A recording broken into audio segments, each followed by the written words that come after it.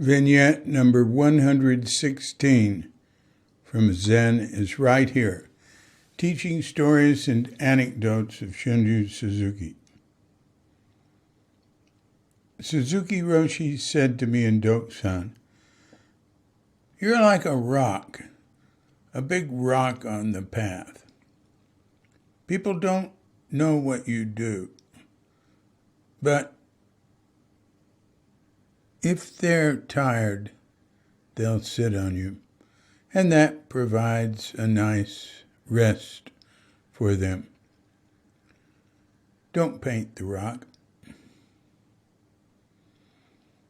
That's from Stan White, Tassajara, around 1968. Stan White, Stanley, Sebastian. Oh, what a story he's got. Go read his interview on Cuke.com. Stan White. Just go to cuke.com and search in the right in the site search box, Stan White. Wow, quite a story there. Yeah, about the time he started coming to Zen Center, it was maybe around 64. He was sort of a bohemian. He was older than most of us. He'd been in the Korean War. He didn't like it that there were a lot of people in Zen Center who were against the Vietnam War and didn't want to join the military, wanted to get out of the draft. He was in World War II also. Yeah, so, but Stanley, he was also a bohemian. he was just a unique person. He was interesting, and he had a nice deep voice. He was a good storyteller, and people liked talking to him. And sometimes he'd really get into telling stories, and then you might find one of his stories in a book.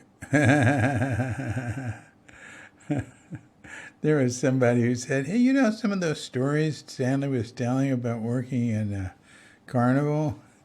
They're in," what book was that? I can't remember.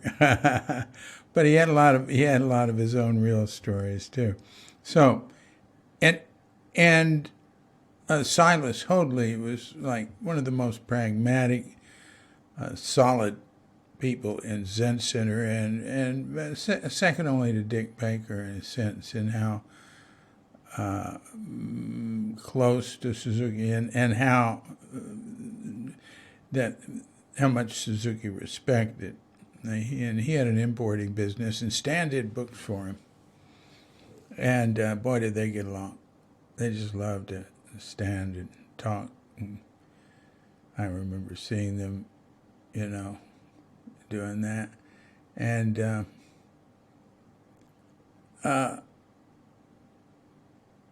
well, Stanley, so when he says don't paint the rock, it's sort of like, you don't have to make up stories. I mean, you could have a million things.